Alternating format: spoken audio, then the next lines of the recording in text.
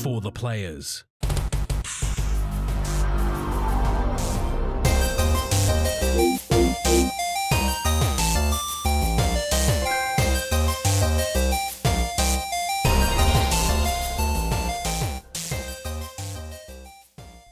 I'm Ryan Betson.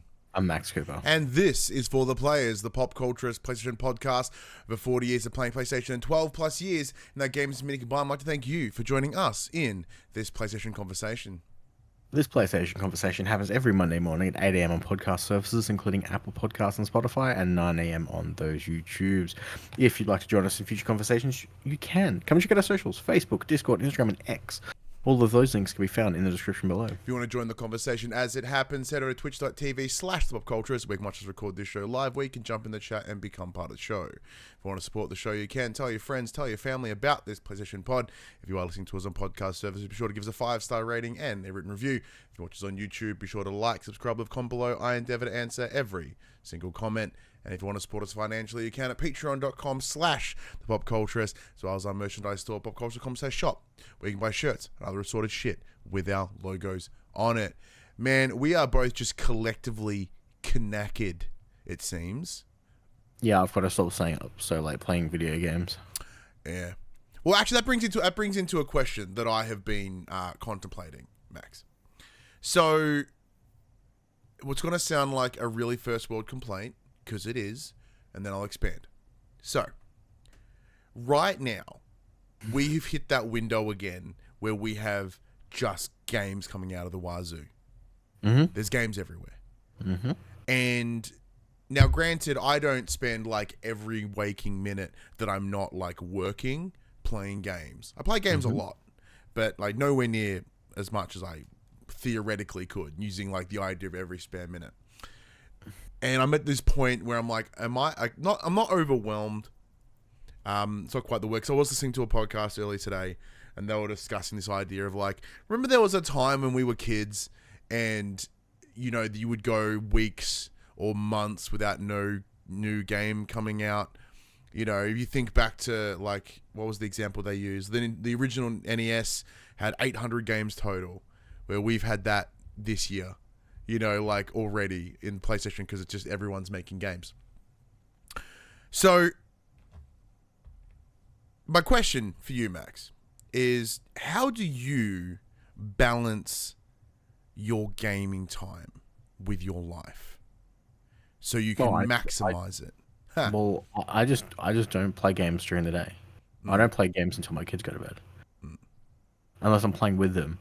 I'll sneak a few hours in here and there, like during a weekday when Hadley's at kinder and Ollie's asleep. I'll be like, all right, this is it. 2 hours in the middle of the day. But generally speaking, I don't play games until they're in bed. So from about 8 p.m. until I leave for work at 11:30 is my gaming time. Yeah. But it's cause that doesn't seem like a lot on paper, but because it kind of isn't, yet you're still able to like deliver a good amount of hours into a title. Yeah. Now, granted, that's on a weeknight when I work. When I'm not working, and the reason why I'm so tired today is because I stayed up until 5:30 playing Final Fantasy. Friday night and Saturday night. That was explain it. So, how many hours did were each of those sessions? From 8 o'clock at night until 5:30 in the morning. All right, cool. Because so what's that? 9.5 hours? Yeah, shit, that's pretty good actually. Because it's one of those things where like I've been thinking, just been thinking about it, and then I look in some of our mates that work in this space, and like they're somehow like just getting it done, putting out reviews, and like granted they've got that drive that I've long lost, but like it's impressive. Like I said, like I play most days, and it's pretty much like I play some before work, I play some on my lunch break, play it at the end of the day, and then, you know, some evenings, you know, I play, some I don't. Like this weekend, I was with my kid, so he spent more time playing anything than I did. We went to a wrestling show last night. I went to a gig on Friday night. So like my life outside of that, you know, I'm just curious how people like can wrap credits on so many games, because like, well, I've just got to stop playing long fucking JRPGs. Yeah, like off the bat of Infinite Wealth, which took me 60 odd hours. I'm now playing Final Fantasy VII Rebirth, which I'm currently 45 hours into, and I'm only on chapter 10. Yeah. Like, it's a slog. Yeah, and like, oh, so Mute in the chat goes, backlogs, I understand. Like, well, it's backlogs per se, but it's also just keeping up with things as they are. So once again, we're very, very, very lucky in the circumstance that we are in, is that, you know, we get to play the games that we want to. In that we'll reach out, we'll ask, and 9 times out of 10, we're very kindly gifted a code that we're able to play and discuss and make content around. But it's just fascinating to think about, like, you know, there are people that are like, when do you sleep? What do you do? Like, I you know, because it's not everyone's. Like, I know also 2 people that it's their day job. Like, this is their day job. Like, also the everyman also doesn't have to play every game.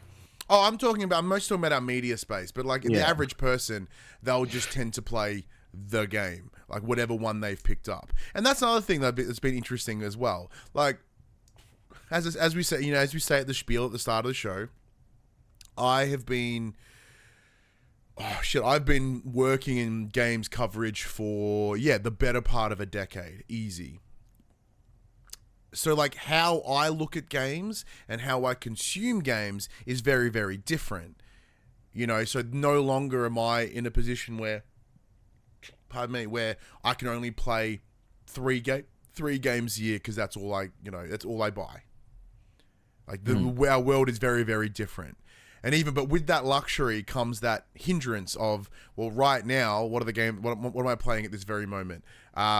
I'm still playing WWE 2K24 for personal fun and for review. We're having a review discussion here live on Twitch Monday, the 18th of March, with Josh Robinson, a fellow wrestling lover and creator. Tonight, the day this goes up, tonight. When you're listening to this on Monday, tonight. Yeah, tonight. And then there is also Rise of the Ronin. MLB The Show came up this week. Haven't finished Infinite Wealth, which I was really, really enjoying. What else has come our way? I got a cool code for a fun VR game yesterday, so that was cool. Right up my alley. Like, holy shit. Like, it was one of those ones where I didn't apply for it. Key Mailer went, yo. And by God, did they nail the brief. They looked at who I was and the things that I love, and they went, this guy. And bang on the money. Is it some dumb farm sim? Was it?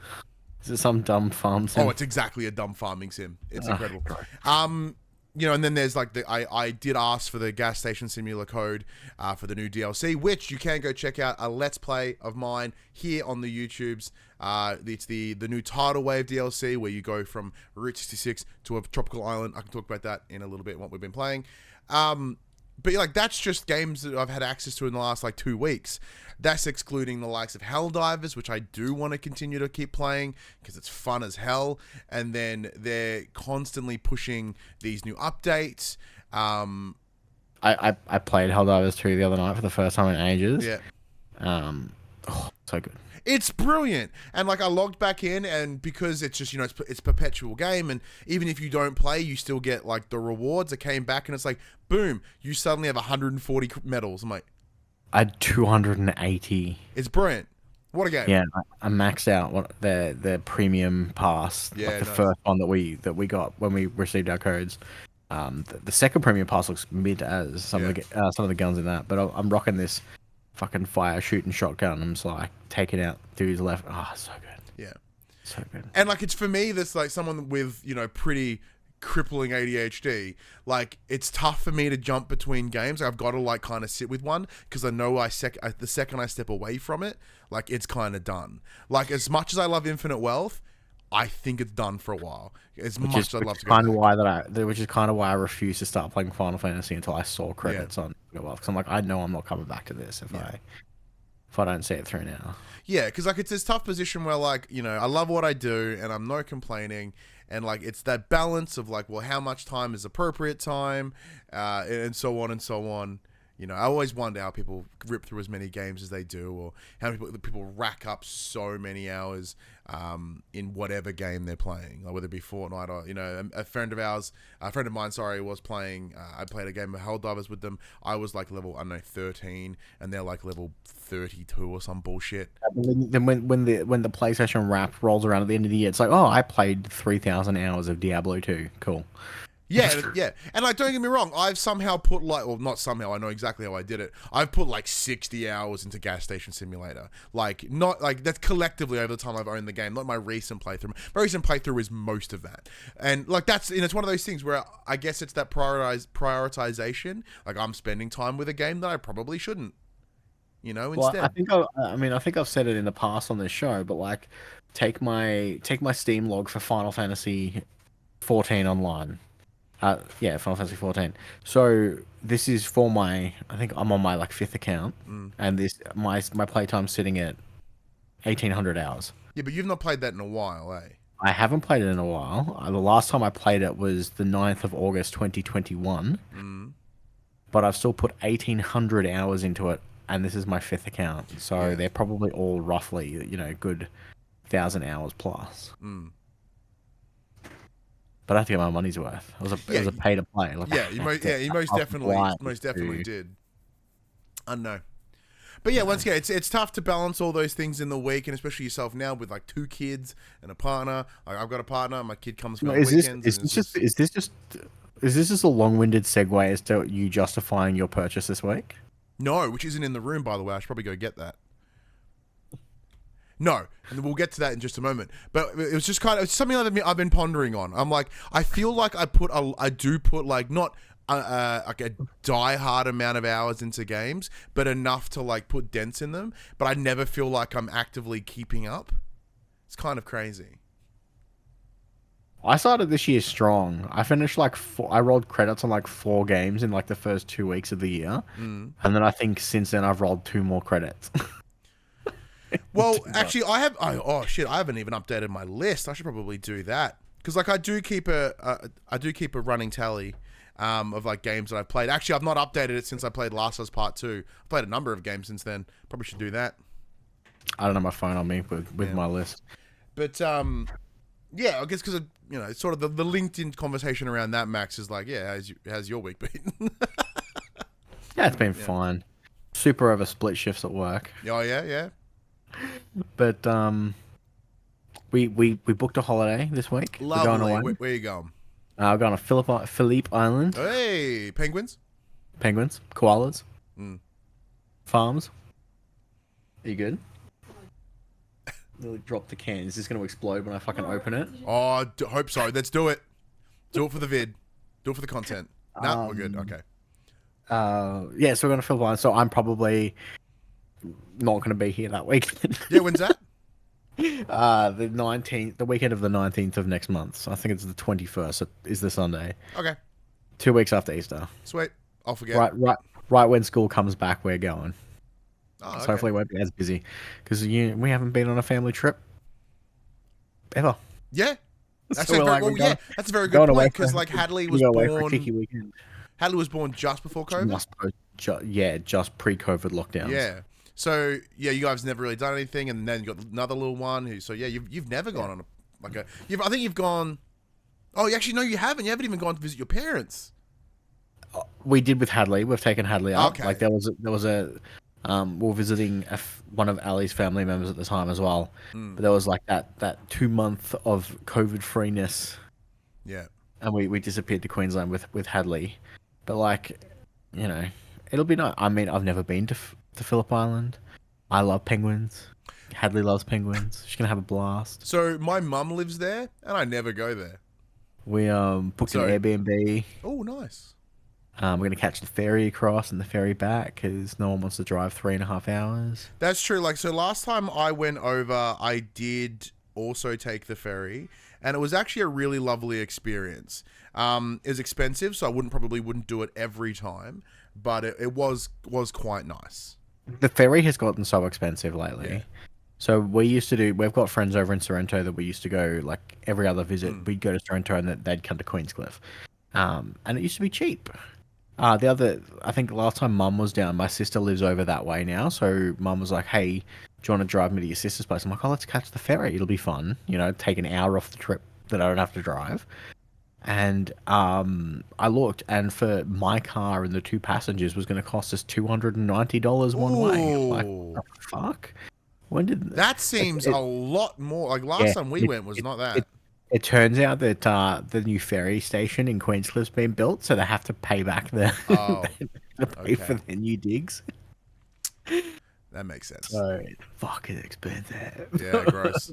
See, it's one of those other things as well. Like, it's cool, but I don't mind driving. Like I said, I went to a wrestling show in Seaford, so I'm based in Geelong, so it's like the other side of Victoria, essentially the other side of the bay.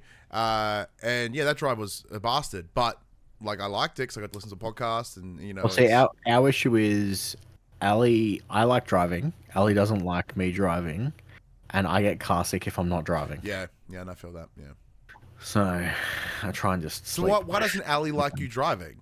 Ali not when we do family trips, we drive Ali's car because that's where all the car seats are. Okay. And Ali just doesn't like people driving her car. No, I get that. It's a bit precious. I understand.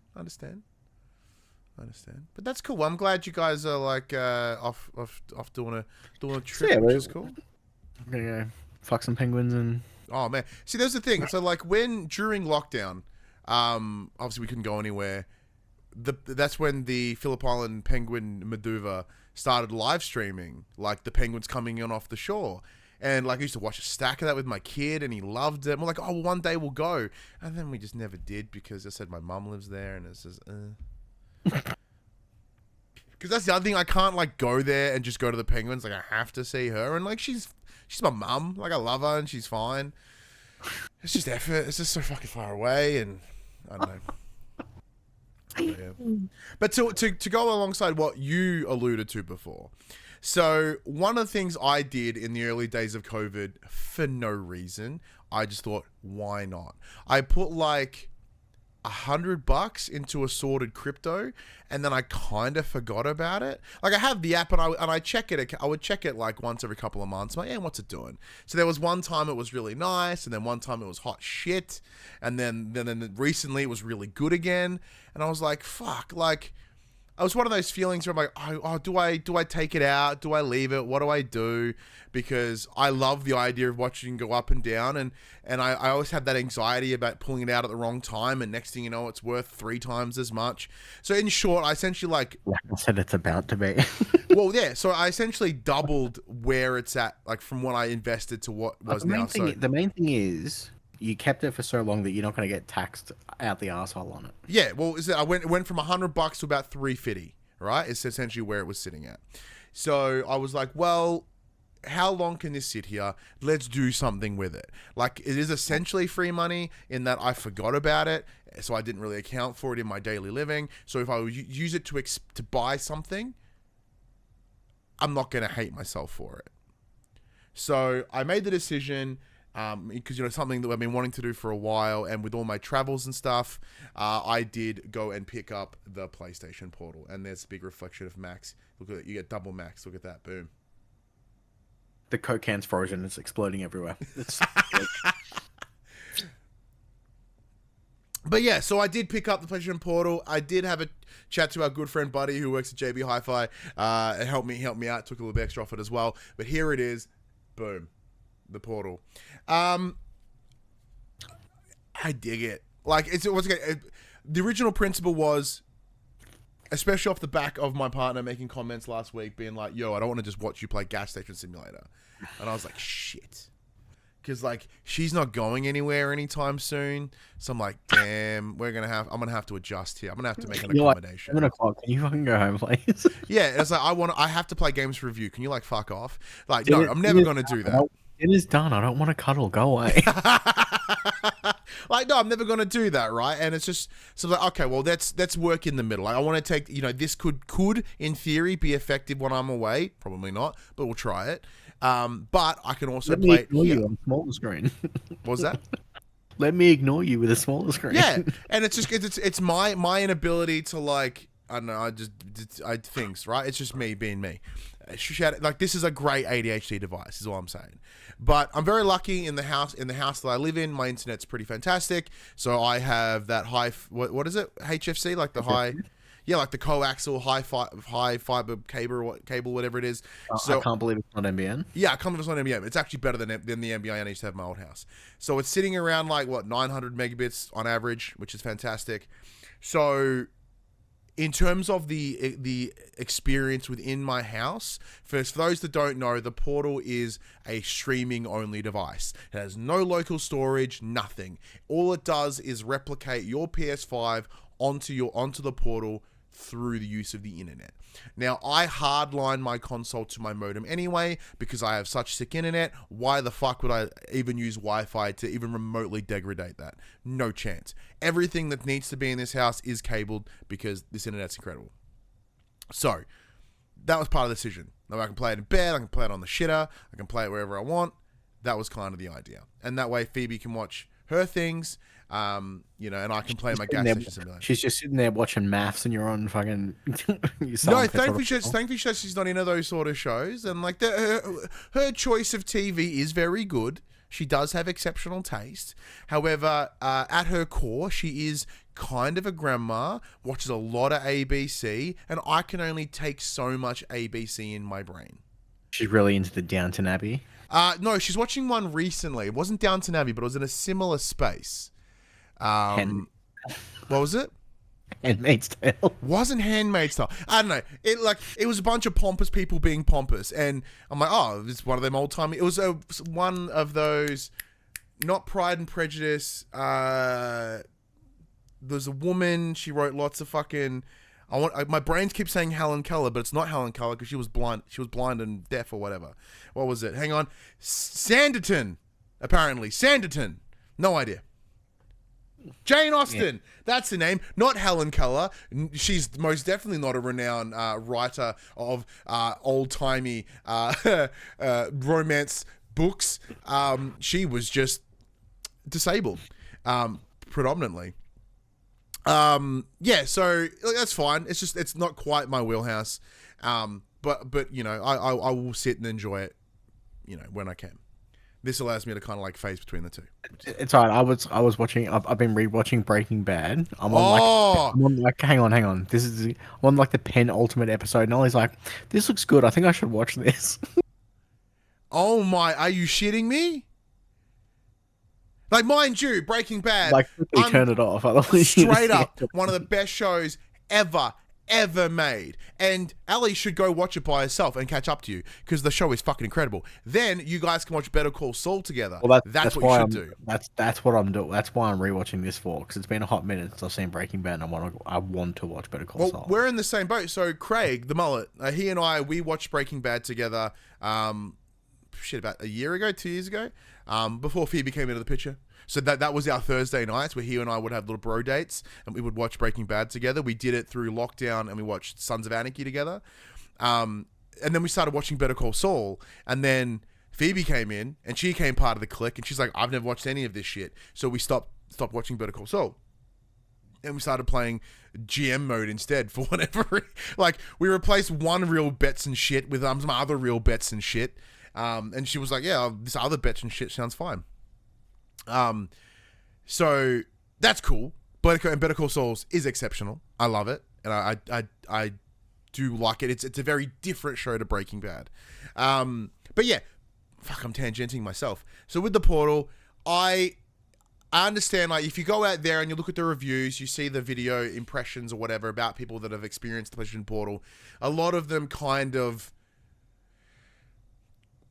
they explain like, oh, this didn't work or that didn't work. And a lot of it is pretty easily hot fixed. A lot of those things are plug it with a network cable, you wang. Have the modem centrally located within your house. Like, there's all these little things you can do to make it work. But it is constantly at the discretion of your internet speed.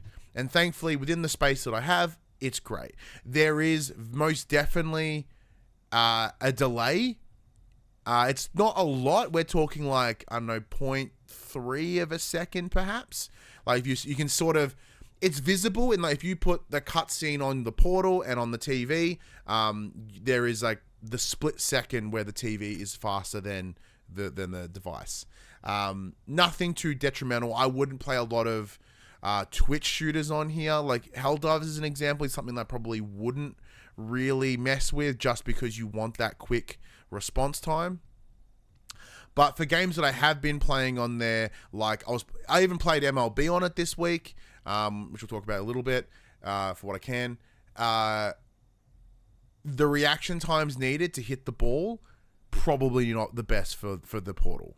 But I played some wrestling in there. I played WWE on there. It was fine. I've been playing Persona 4 Golden on there because it is kind of just a fancy Vita that I can play in my house. I did play some Gas Station Simulator on there too because that was the goal, and it runs pretty fantastic. Like, I'm not having a lot of issues with it in the same way that other people have. I understand that I am out of that normal in general, just me as a person, but also in terms of my circumstance. I am curious to see what it's like if I step outside of my house, if I go to somebody else's house, or if I take it and use shitty hotel Wi-Fi. I'm going to Brisbane in 2 weeks for work, so I'll take it with me. I'll see how that goes. But yeah, it's simple, it's straightforward. You just link it and it works, and you go boom, and it's all the issues that I had with using remote play on my phone, which was I can't use my phone when I'm playing it. The screen is tiny. The backbone thumbsticks are shitty. Like, the backbone as a concept is great, but those little itty bitty thumbsticks, kind of like the Switch ones, are poo, and they don't have the accuracy or the feel that the actual DualSense does. And with the Portal just being a DualSense split in half with a tablet smashed in it, it does feel a lot better to play. I'm curious to see, at some point, I might try to reach out to PlayStation and be like, yo, that Pulse Elite headset, can we fuck with it? So I'm curious to see how it sounds as well, from an audio delay aspect as well, because the speakers on it are pretty fine. It sounds great. It's a little tinny, but it's not exceptional. But it is the drivers in there are tiny because of the size of the damn device. But the screen is beautiful. I believe it's OLED. Like, the blacks are fantastic. The colors really pop. The HDR is incredible. The rumble feels awesome. It's kind of all the best things about the PlayStation 5 experience in a somewhat restricted portable setup. I'm enjoying it. I'm loving it. Do you have any questions about the Portal, Max, while I check the chat? No, you've pretty much covered most of the things that that need to be covered, I think. Especially considering the fact that you haven't gone outside of your own home network to test it yet. That's true. Yeah. So MGB in the chat says the Portal is a cool idea, although the network connection is going to make it tricky for when you want to use it on the go. Absolutely, and that is the major hindrance of it compared to any other portable device. But once again, it depends. Its primary function is within the own home. It appears that way. So, in the same way that a surprising number of individuals that own a Switch play it portably even when at home. So, PlayStation clearly saw the data around how portable consoles are used, and thought it would be handy to deliver in the house. Let's see. Can't hit all the beats. MGB mentioned got to get started watching Succession. Succession is a show I've heard incredible things of, and I haven't watched it yet. Beautiful. Yeah, that kind of hits all those beats. But yeah, I'm keen for it. I'll fuck with it a bit more. I do have an unboxing video, and I will have a specific review video for it. I'm just spending a bit more time with it, and then I'm going to tinker it. I'm going to do some shooting around the house and stuff, and have some fun with it. Should be exciting. But that's about, I've been talking about what I've been playing on, but let's get into what we have been playing. Now, I've been talking for a long window of time, as I tend to do. So, Max, it is now your time.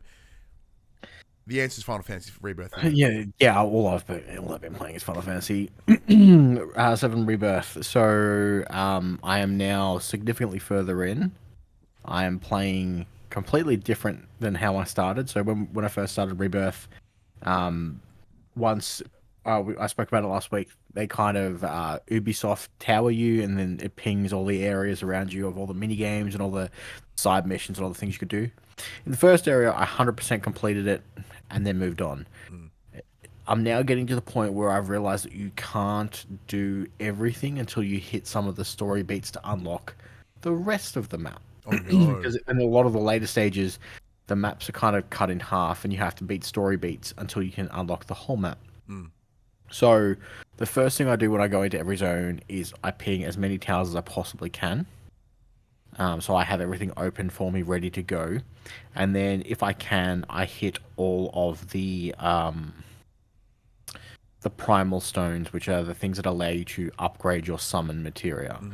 So in each new region, Chadley, the guy who creates the materia for you, goes, "Hey, you're in a new fucking region. I'll make you a new summon. Let's go." Chadley, the almost name of your child.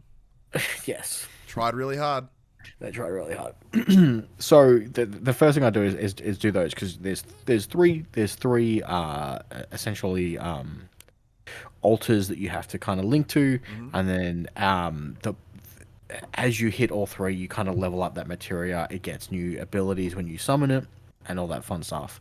It also goes the other way of the more you sync to that summon, the easier the fight will be in the training simulator to acquire the materia.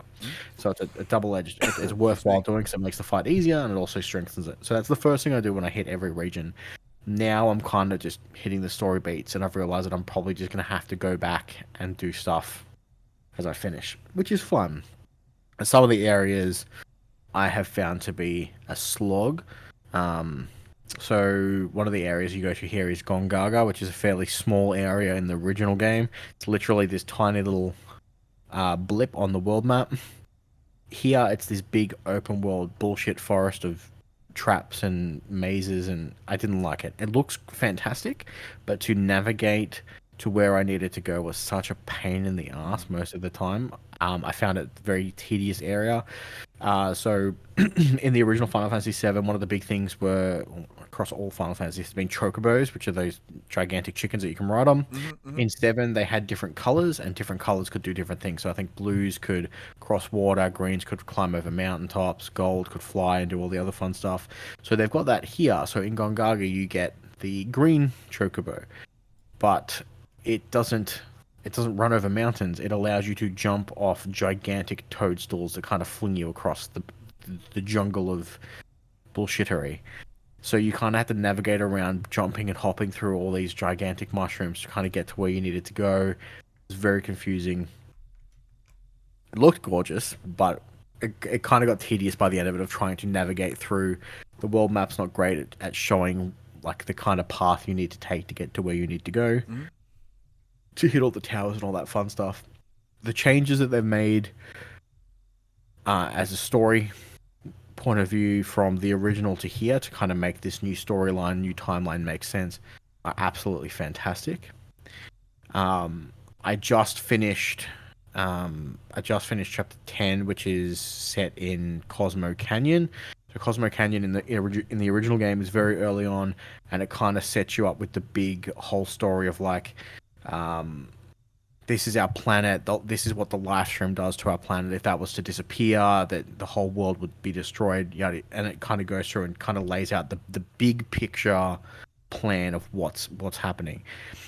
And it looked like, I mean, the game came out in 1997. They were all blocky figures. They looked ridiculous. They were trying to show like this cool space universe, like augmented reality layout where you were standing in the observatory, and seeing that here now in the brand new graphics where it actually looks good was amazing. Like, that's what I kind of remember it looking like. Okay, yeah, okay. To see it here now actually like that, it was awesome.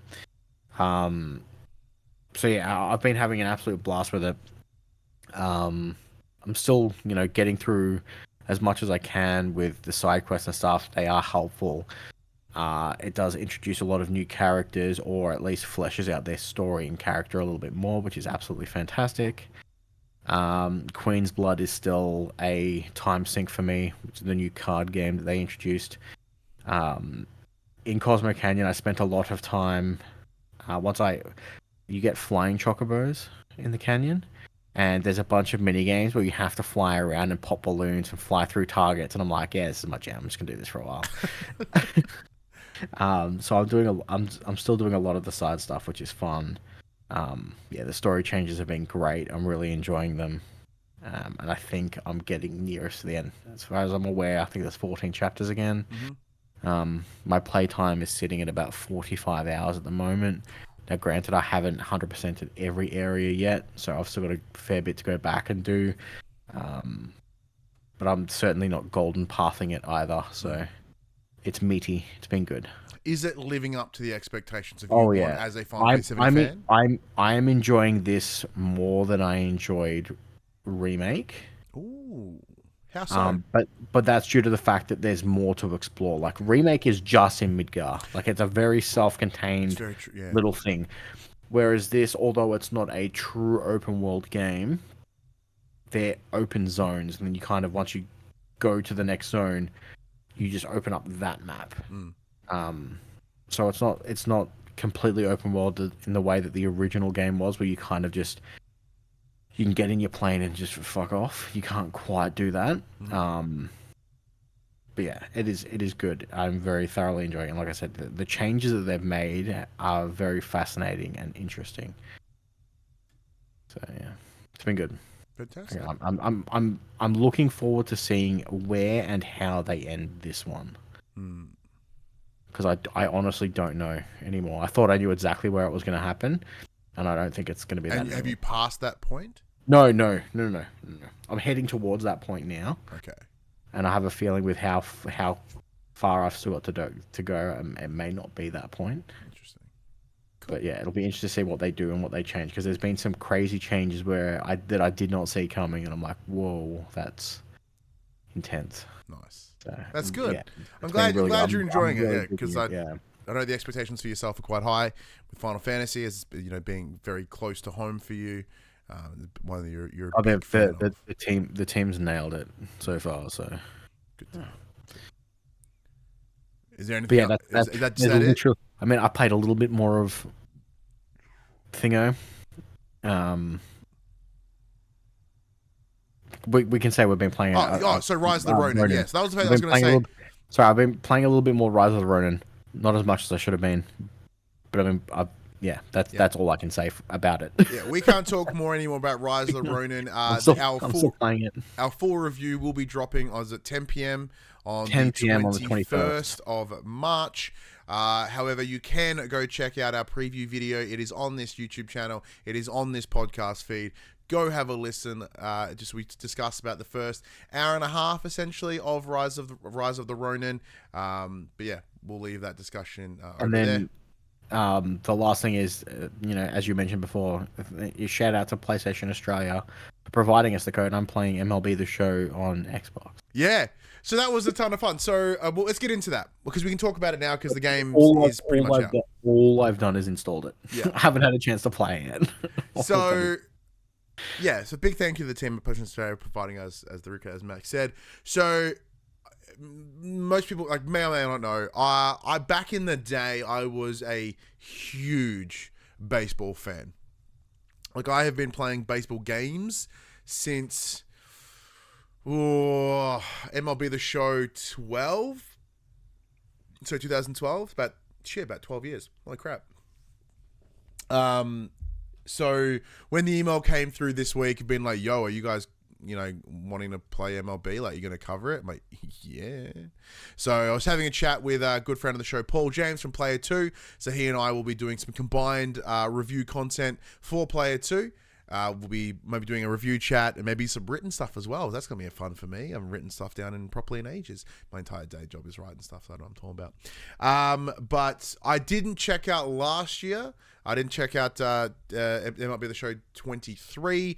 Short answer was, I think there was like 2 codes provided to all of Australia, so I didn't make the cut. And I was like, okay, cool. And then I think a bunch of other games came out. I was like, I'll get back to it, and then I just didn't.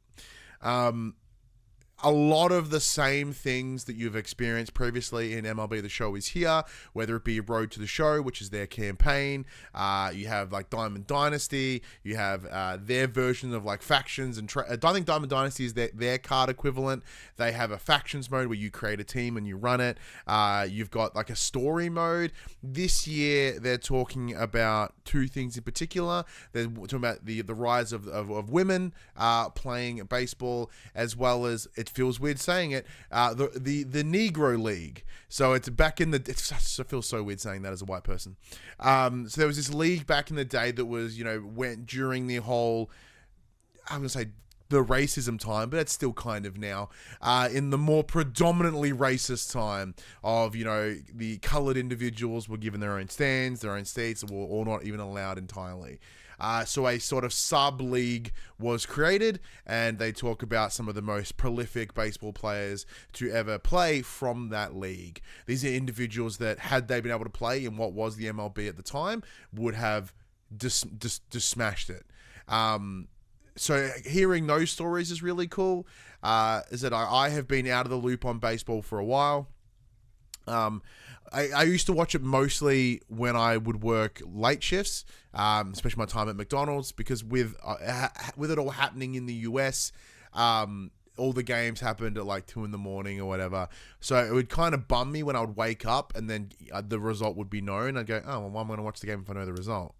So once my days transitioned to, standard daylight hours, I kind of fell away. I did follow it in general. Like, I'm still a Detroit Tigers fan. I made that decision X amount of years ago based off one player named Prince Fielder, and that will stay true with me. And when I do jump into MLB The Show, my goal is to always be the major league shortstop for the Detroit Tigers. Good old Ryan Betts, number 17. I don't know why I picked 17. It's the number I always pick. And I do love, and I do always compliment MLB for having the best creator or player creator, custom creator, whatever the hell you want to call it, mode for me and my head. Because my face, body, and just and figure is so baseball player, right? The problem with like MLB The Show, the problem with WWE 2K or NBA 2K or any of those other sports games, like most of them are kind of like jacked, chiseled dudes and whatever. And like the beauty of baseball is most people kind of look like shit. In NBA 2K. What's that? I can't even set my height in NBA 2K because the shortest player is taller than me. Yeah, exactly. See, this is where MLB The Show is going to be incredible for you, Max. Is you can make you in your height, in your circumference, every part of you can be matched into that game. Because like in terms of my build, I got dad bod to the max, right? And like that's what most baseball players look like. It's weird because they're all got like tank legs, but they're all got like pot bellies, and it's exactly us. It's incredible. So the best renditions of me in a game have only ever come from MLB The Show. I'm very happy to be playing it today. And the fun part is it gives me another excuse to info dump on my poor partner. So like, because she's never watched baseball in her life, never really cared about it. I'm like, well, you still don't care about it, but I'm going to tell you about it because I'm that kind of guy. So here's all useless information about baseball and the facts and the numbers and what it all means. And she's like, yeah, Ryan, sure. Wow. Oh, You moneyballing her. Not quite. The great movie, by the way. I've been wanting to watch that again recently. She's like, yeah. Oh, what's that number? Oh, she's panning to me beautifully, and I really appreciate it because I know she doesn't care, but I can't help it. It's an impulse. I just have to get it out, and she understands that. But I'm really excited to play it. It's fantastic. It's great. There are moments where I find myself going, this doesn't look as good as I remember it. From at least a couple of years ago, I remember booting it up and I'm like, it looks like I'm watching the TV. It looks like I'm watching a live MLB broadcast. And there are moments where the game delivers that level of quality look now. Mostly when you're playing any of those big teams in those key stadiums. So like the game that I was playing before we started recording the show tonight, I played Detroit Tigers versus the Boston Red Sox at Fenway Park. Fenway Park, one of the most iconic like baseball stadiums to ever exist. So very, it looks immaculate. The players look great. Not as good. Like I feel a couple of years ago they looked almost photorealistic in similarity. Where this year, at least from my initial plays, I'm going, it's just not quite there. But that could also be rose tinted glasses from a number of years ago. But what I'm most excited about is, I talked about this a lot when all the time, mostly. So I never truly understood sports until I got into professional wrestling, because I was able to finally comprehend a lot of the things that pull people into sports. It's the community aspect, it's the fun of the athleticism, it's the number, at least for me, it's the numbers, it's the unreasonable analysis, all those things. Was it, sorry? Huh? What? What? Hi. The streakers. The streakers do help. They do help. And maybe I think there is a similarity there. There's a lot of half-naked people in wrestling. A lot of streakers in the baseball. Did you? I'm just gonna go on a tangent here, real quick. Did you see the guy who won massively on his bet at the Super Bowl? No.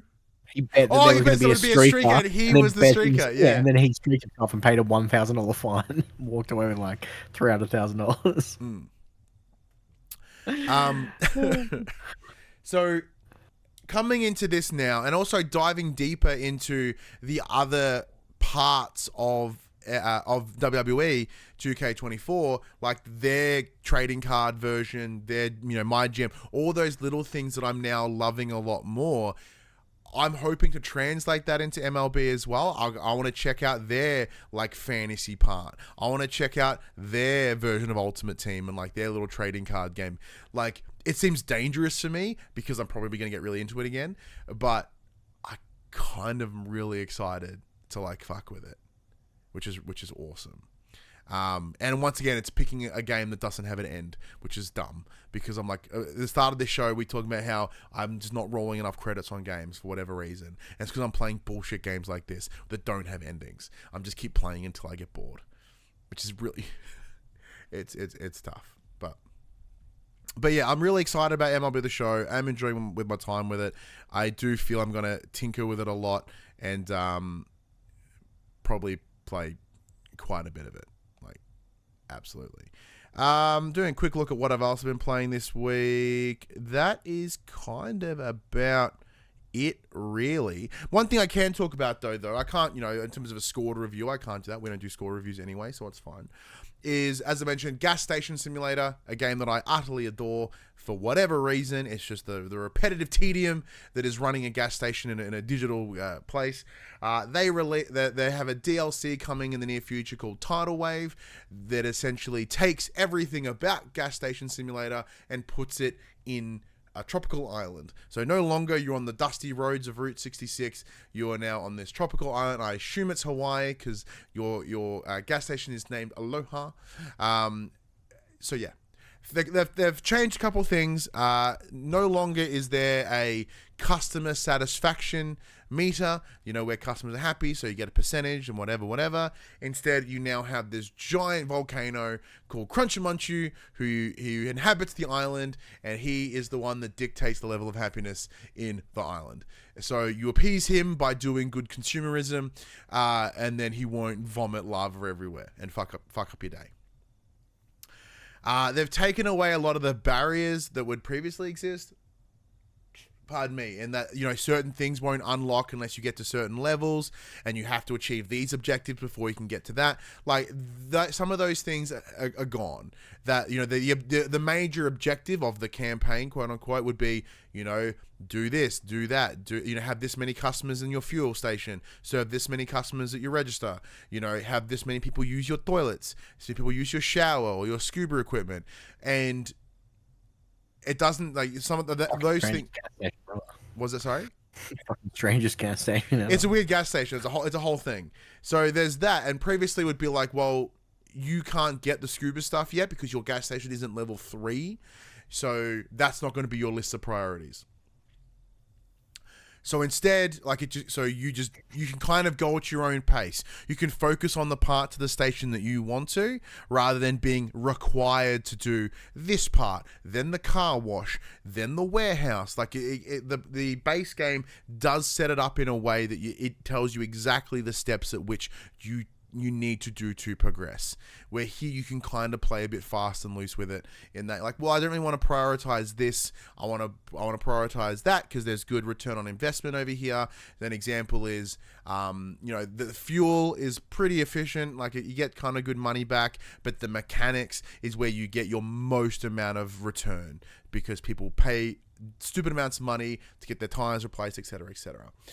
Where, I think there's an update now where you can adjust the pricing, so you can create variable pricing on your items, but most of them tend to stay standard. So your in-store selling, whether your drinks, your booze, your cigarettes, your hats, your sunnies, all the random shit you can sell in your gas station, doesn't have the same amount of money. So you would want to focus on those different parts.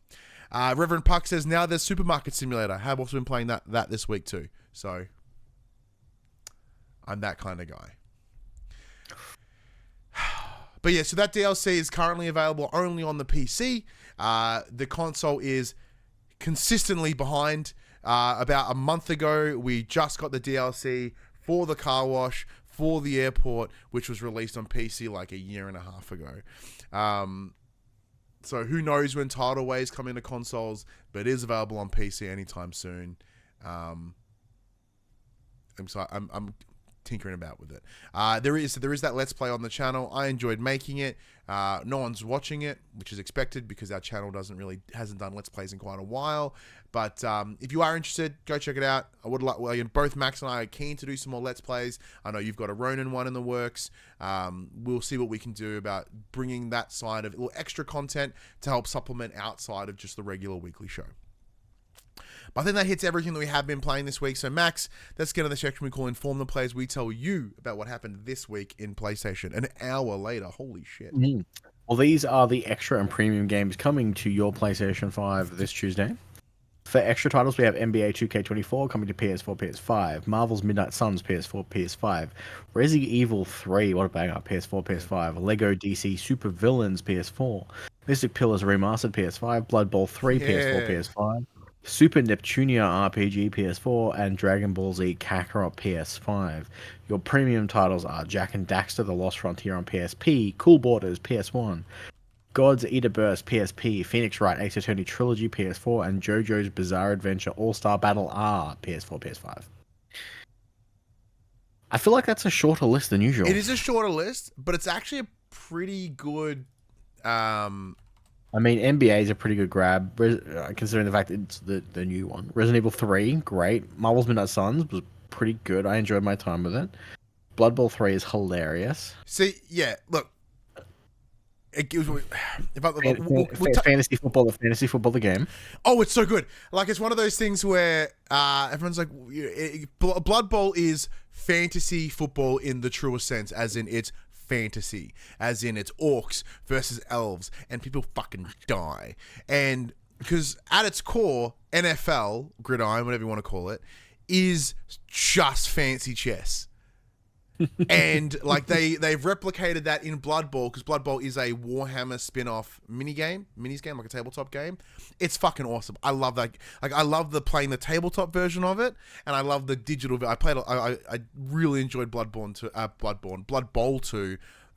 back in the day, because yeah, it's incredible. Like, rather than just tackling someone, like, you will fuck them up, and like they're out. Like, and if the other team, like, too many people die, they forfeit the game. So, like, you either can properly try to score, or you can just maim everyone. Game's brilliant. Dragon Ball Z Kakarot, pardon me, comes out at a really good time. Good-ish time, with the passing of Akira Toriyama. Dragon Ball Z Kakarot kind of lets you play all the story. Yeah, pretty much. Like, in a lot more in an in-depth way, like, than not just the fights is what it's done in the past, where this is also the PS5 version. The PS4 version has previously been part of PS Plus before, but it's now that they're giving it the the PS5. They're making the PS5 one readily available. And as Mute does mention in the chat, it is just the Dragon Ball Z saga. It doesn't touch Dragon Ball GT, or I guess Kai is Z, but kind of not. Interesting one I also like is Marvel's Midnight Suns. That's a really cool, as I said, it's the Marvel Crisis Protocol, which is the minis game that I play, that I love. I haven't played in a very long time, but digitally, in the same way the Blood Bowl is a really cool tabletop game on a console or on a PC. It's awesome. Interesting that we've got a couple of PS1 titles with Jak and Daxter. So I believe from what I was once again listening to a podcast this week, that Jak and Daxter, The Lost Frontier is the last Jak and Daxter game ever made. Cool Borders is alright. I remember playing Cool Borders 2 the most, because it was on the Demo 1 disc that I got with my PlayStation.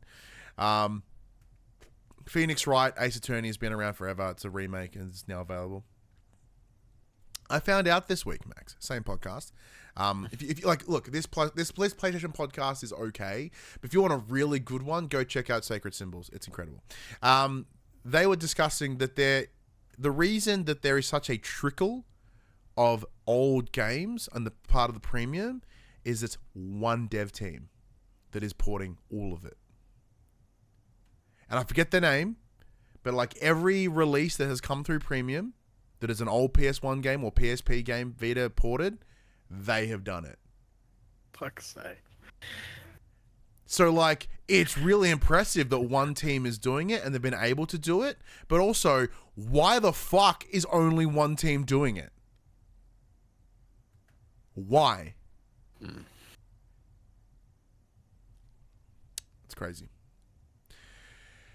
And look, PlayStation have plenty of teams. Well, kind of. So there was a time, we discussed last week with some of the layoffs that PlayStation have done. They closed Sony London as well as laid off a bunch of people. So it appears that in the background, PlayStation was also severing second-party relationships as well. Especially with the talks of Deviation Games. And I felt that we were talking about them semi-recently. Probably. Because there was a bunch of layoffs and stuff like that sort of stuff. But look, let's just move a bit further. So it's especially difficult to cultivate new studios, Max writes, regardless of whether they're founded by veterans with insane talent like ex-Treyarch veterans Jason Blundell and Dave Anthony, which we talk about shortly as part of the Quick Bits. There was a lot of excitement around Deviation Games when the duo announced that it had established a new team and immediately entered into a relationship with PlayStation. But the company has been closed and the project is dead. So this came at the same time as they announced Haven and that they were working alongside Firewalk. Both Haven and Firewalk were shortly announced after to become first-party studios. So it was kind of drawn preemptively that there may have been a problem, a Deviation not being connected to at that time. But Christy Stull shared the sad news on LinkedIn the last week, which has since been confirmed by several ex-staffers. On the plus side, the firm will be holding a networking event to help those affected by the outcome to find new employment. Quote, "It is with a heavy heart that we announce the closure of Deviation Games." Stoll, who was the head of Human Resources and Chief COO, the Chief Operations Officer, said in a public post. "I want to express my deepest gratitude to our entire team. Thank you for all your hard work, dedication, and contributions to Deviation. I'm incredibly grateful for the opportunity to have worked with each and every one of you." End quote. Deviation Games was founded in 2021 and was said to be working on an ambitious new IP, although we never really found out much about it or what it would be at all, really. Blundell said on the project, so Blundell, as we mentioned earlier, Jason Blundell, ex-Treyarch, it kind of led to believe that the Deviation were working on potentially like a first-person shooter.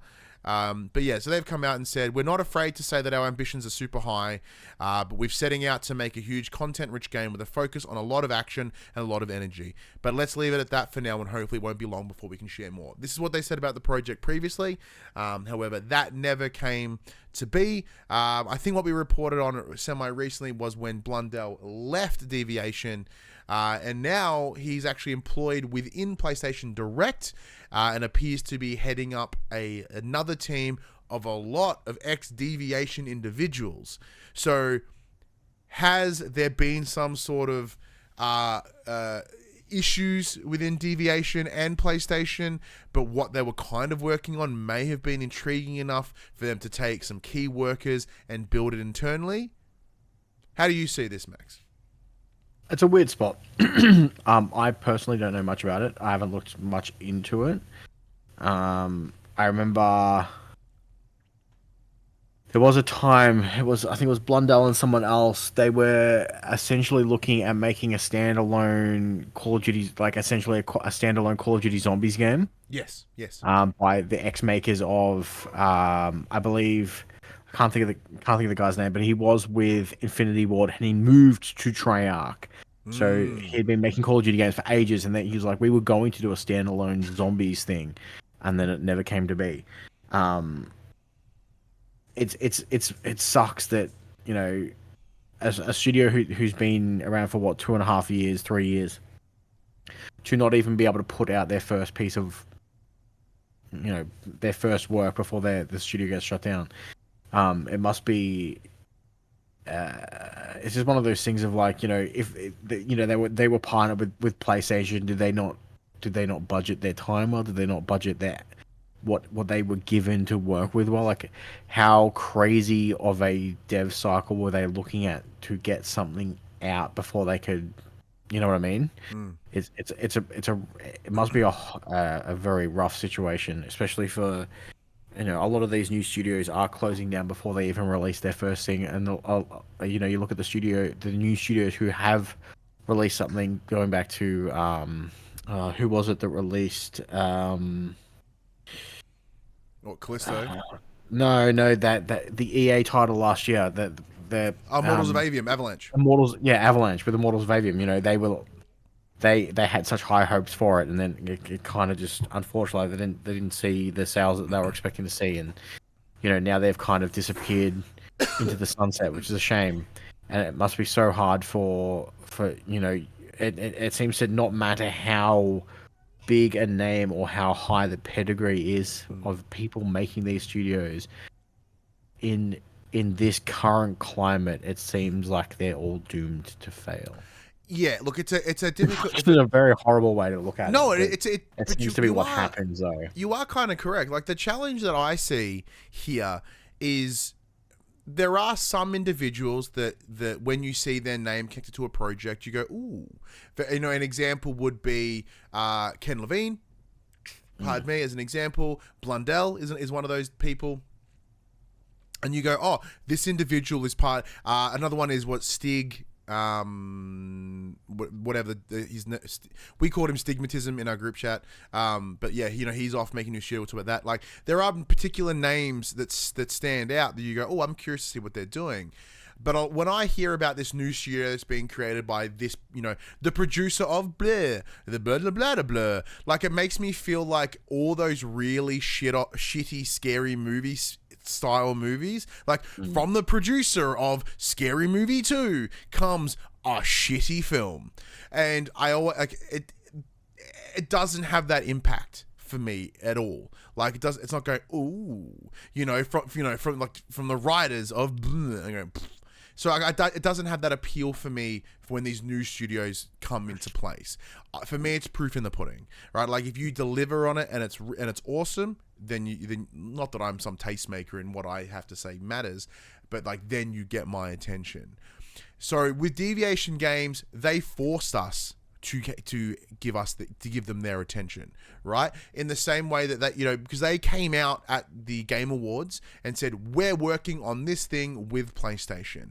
They took time at the Game Awards on stage to announce that they're working on this thing, and then it doesn't happen. So knowing that, then you also know that Blundell is now part of PlayStation specifically, in quite likely this secret sort of team with a bunch of Deviation employees there. That tells me that there is some sort of systemic or cultural problem within Deviation Games that they simply could not work with. Whether it be the team were incapable of delivering it in the time frame they wanted, the way they wanted, there's something like, or they just refuse to work within the greater culture of PlayStation because there's a second party, it presumably PlayStation owned the IP or whatever, and they went, all right, you'll can the project, we're bringing it over here.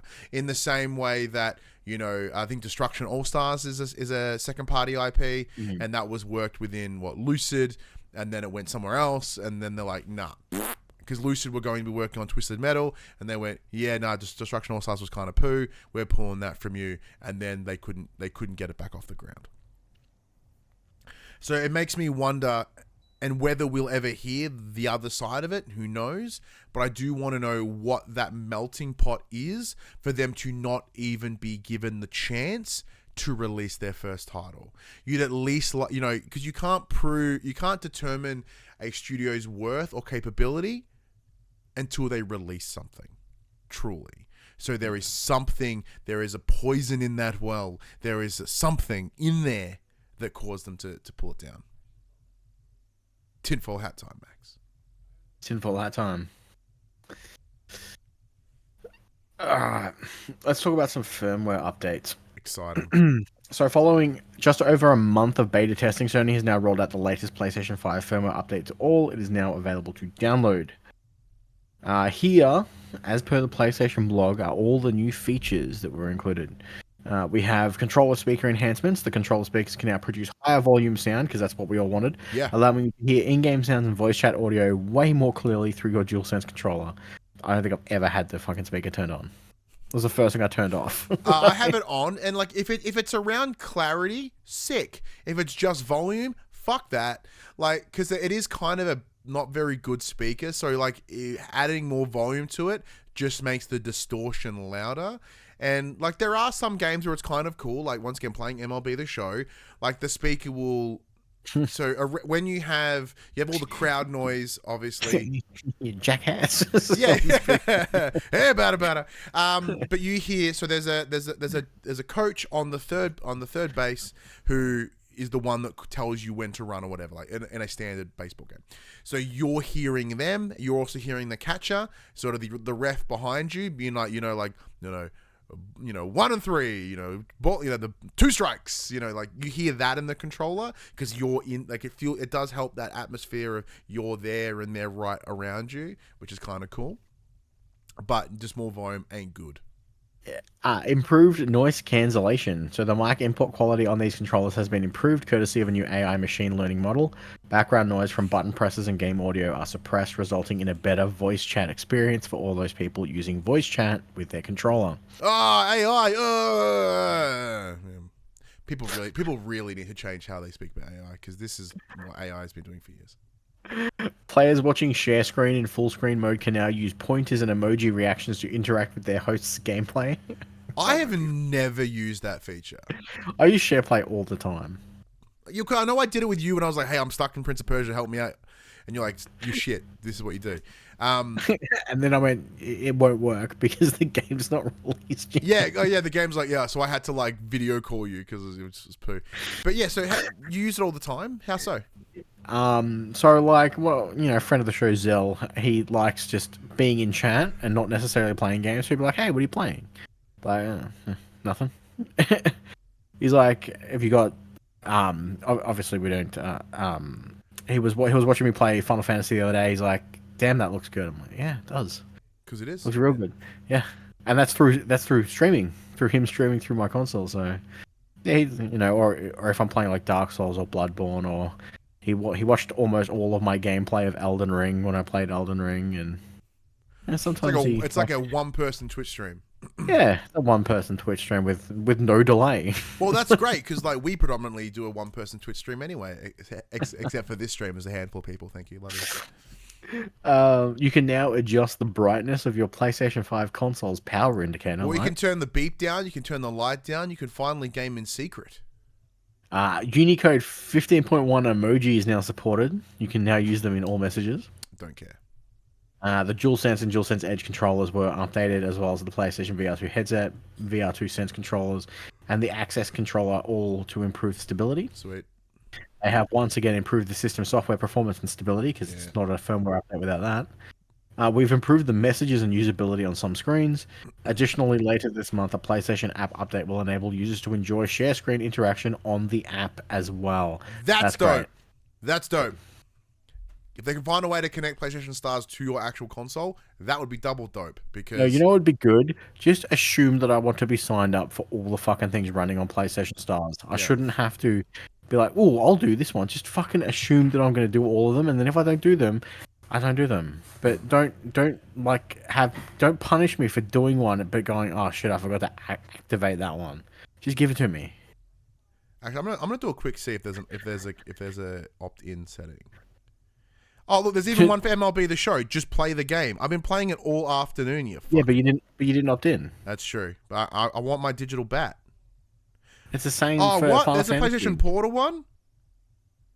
You didn't opt in. Oh, I still got 624 days left on it. Wait, what? That's many days. It's because they know you have to save up for 624 days to play that. Oh, that's pretty handy though, because if they lock that in now and it's like, oh cool, you can unlock this cool thing in 600 and something days, it's pretty helpful, Max, because rumor has it that PS4 Pro might be rocking up in that time. PS5 Pro. What I say, PS4 Pro, PS4 Pro, which is inconvenient because that already exists. The PS5 Pro, on the other hand,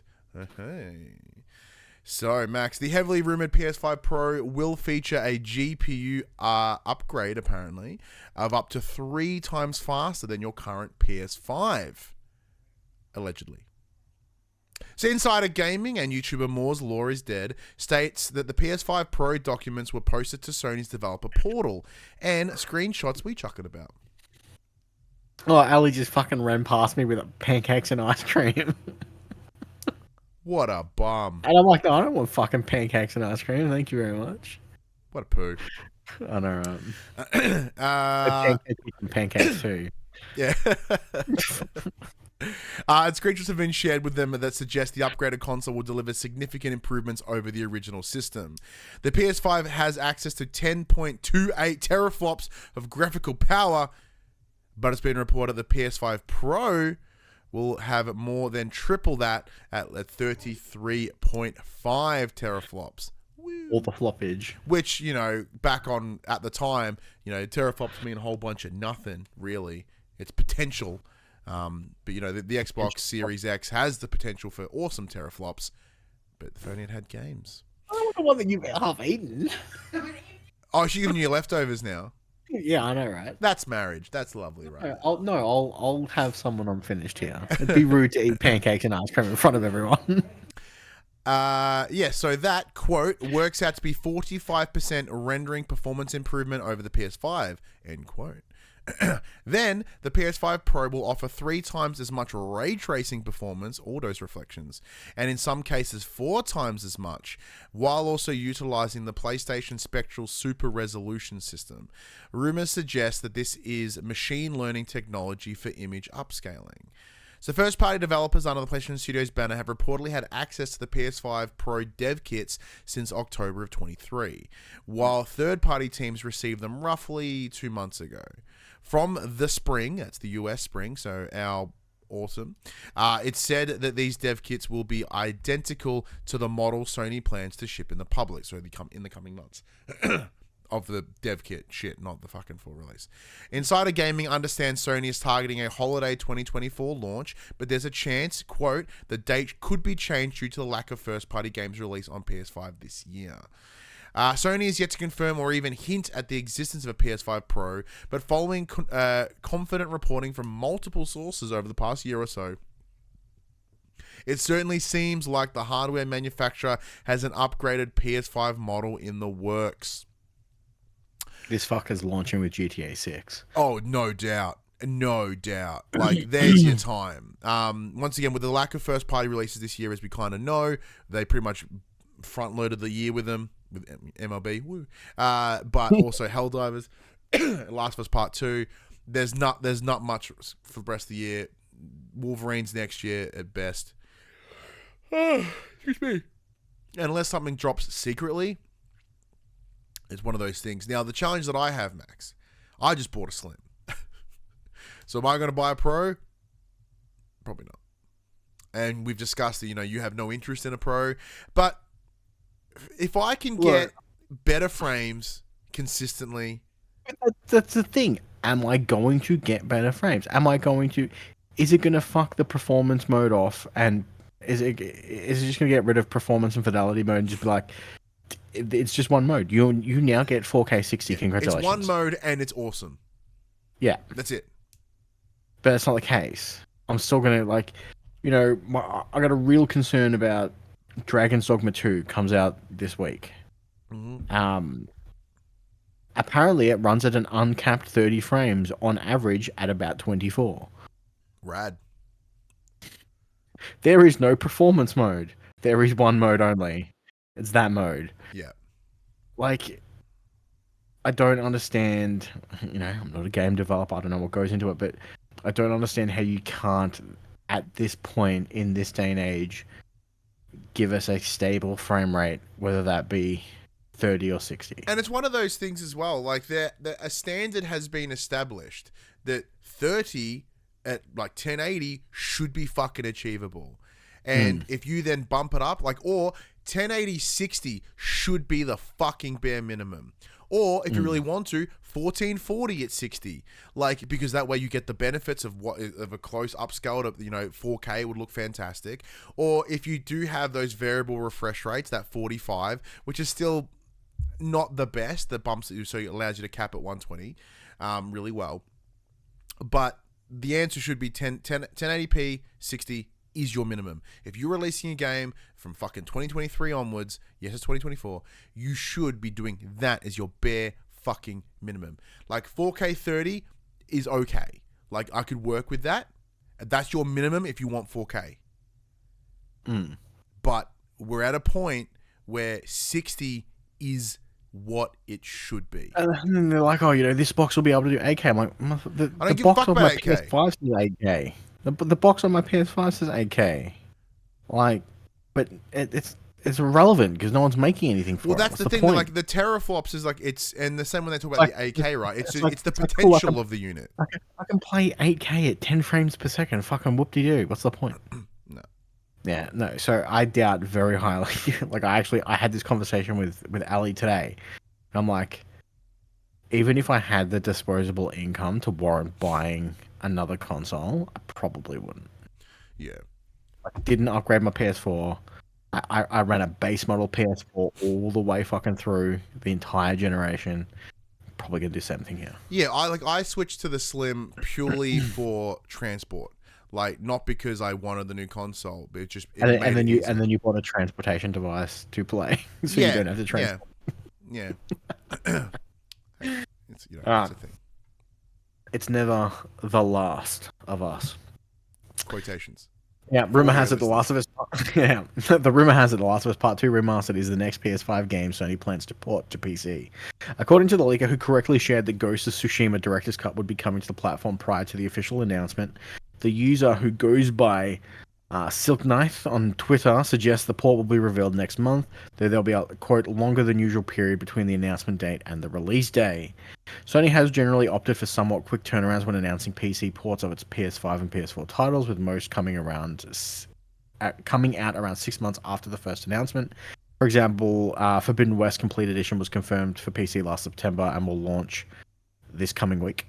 Naughty Dog will be hoping the sequel doesn't ship in the same state as Last of Us Part 1 on PC, which was pretty rough, to say the least.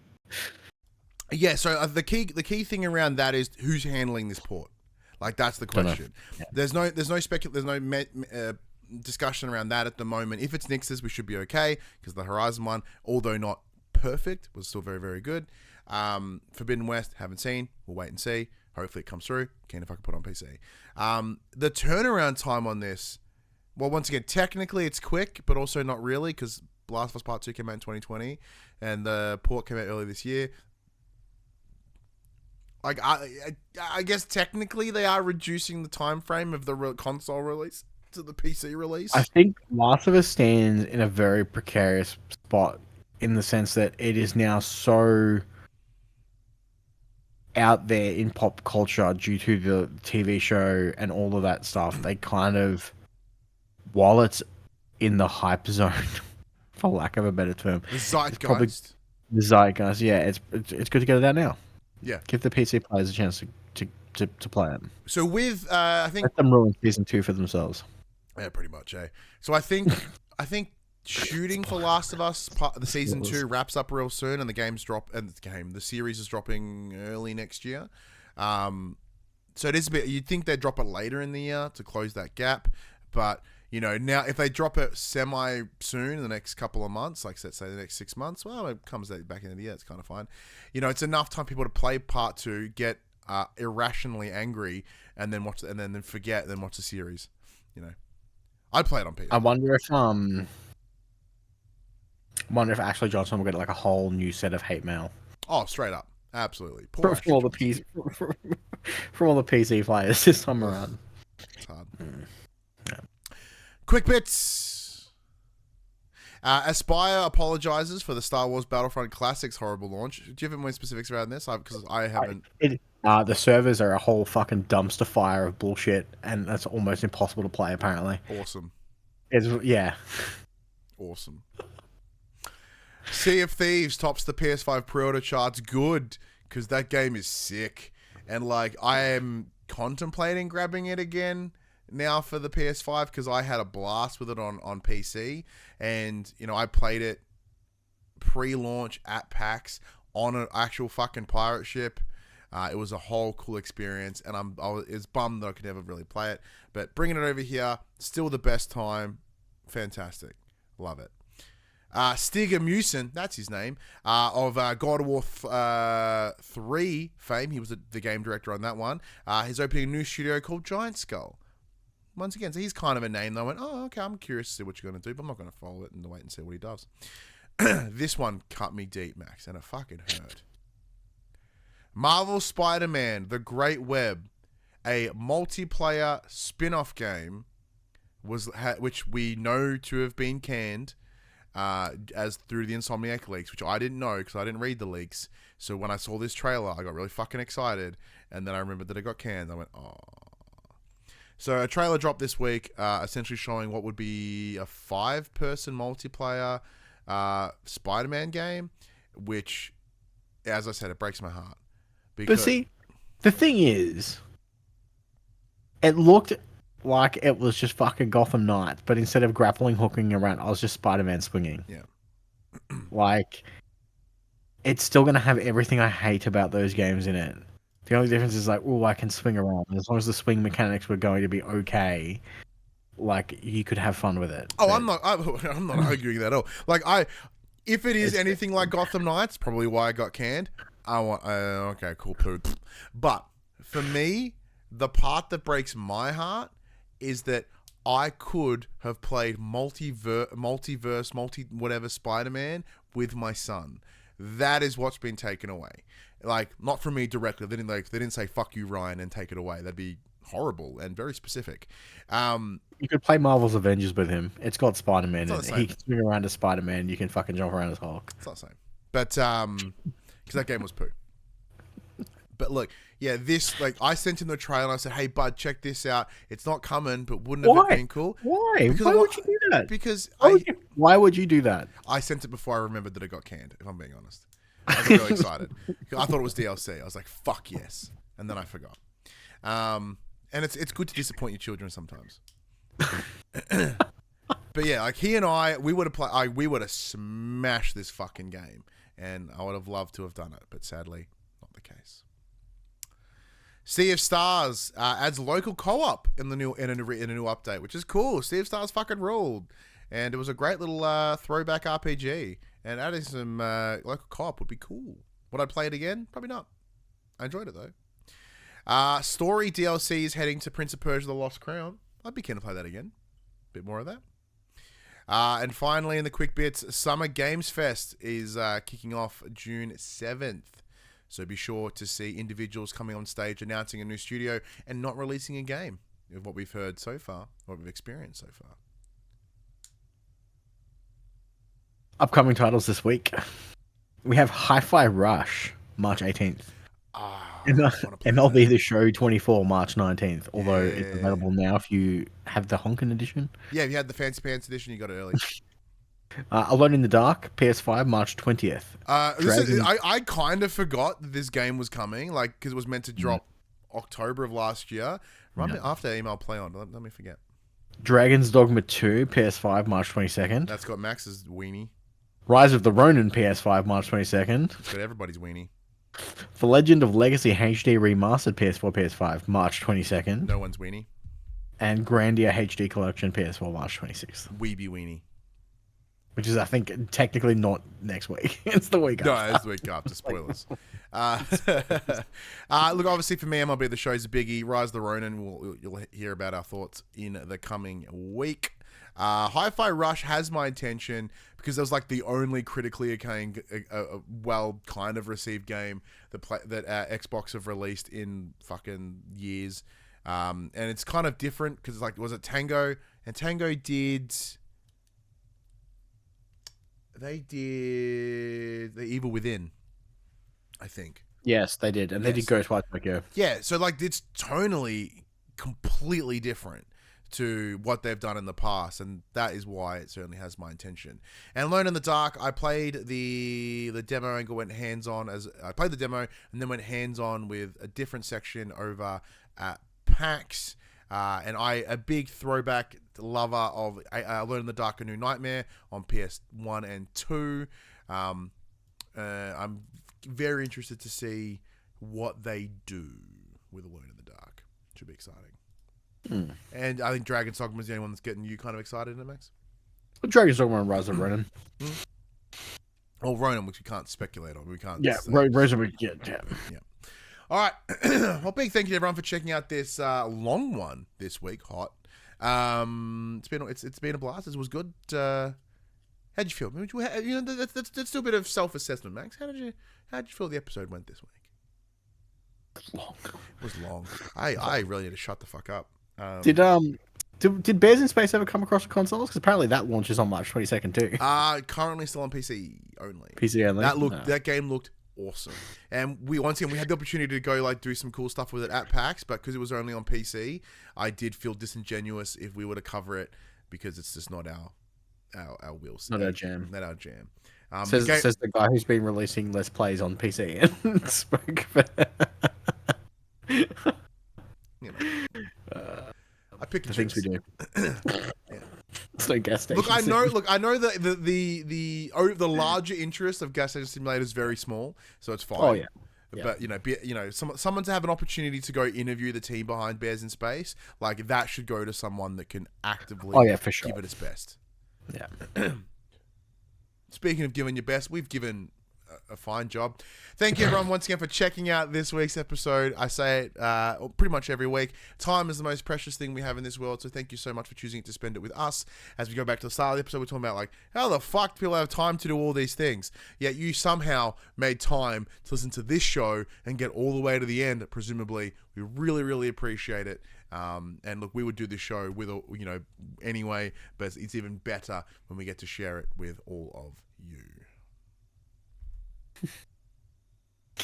Well, everybody, this PlayStation conversation happens every Monday morning at 8 a.m. on podcast services, including Apple Podcasts and Spotify, and 9 a.m. on those you choose. If you'd like to take part in future conversations with us, you can. Come and check out our socials. Facebook, Discord, Instagram, and Twitter. All of those links can be found in the description below. I went to do the X. You didn't call it X this time? You fucking threw me. I'm trying to do like gang signs and stuff. If you want to join the conversation as it happens, head over to twitch.tv/PopCulturists, where you can watch us record this show live, where you can jump in the chat and become part of the show. If you want to support the show, you can. Tell your friends, tell your family about this PlayStation Pod. If you are listening to us on podcast services, be sure to give us a 5-star rating and a written review. If you watch us on YouTube, be sure to like, subscribe, comment below. I endeavor to answer every single comment. And if you want to support us financially, you can at patreon.com/PopCulturists, as well as our merchandise store, popculturists.com/shop, where you can buy shirts and other assorted shit with our logos on it. But until next week, I'm Ryan Betson. I'm Max Cooper. And that was for the players. Actually, we finally sold a shirt this week. Not into with this show, by the way. It was the one we made about the Great Emu War. Awesome shirt. But, I got distracted by a fucking squirrel with a gun. A squirrel with a gun? Oh, have you not seen the trailer for Squirrel with a Gun coming to PC, Xbox, and PS5 later this year? No. Fucking All go right, watch it. let's stop recording. I'm gonna go fucking see this trailer.